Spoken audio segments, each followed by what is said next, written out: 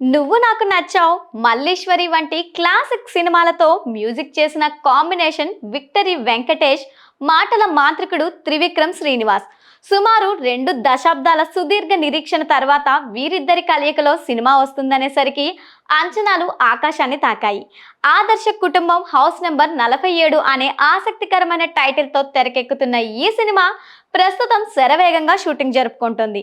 Harika and Hasini creations పతాకంపై yes Radhakrishna సుమారు 150 కోట్ల భారీ బడ్జెట్తో ఈ ఫ్యామిలీ ఎంటర్టైనర్ను నిర్మిస్తున్నారు.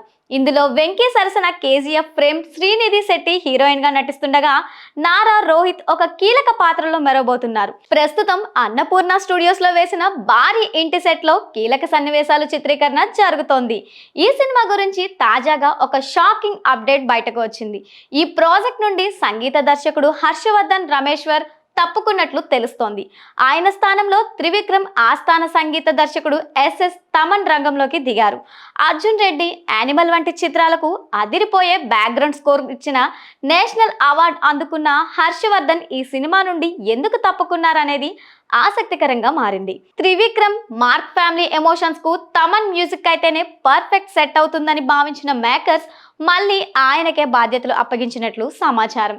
ప్రస్తుతం తమన్, త్రివిక్రమ్ మధ్య మ్యూజిక్ సిట్టింగ్స్ కూడా మొదలైపోయాయి.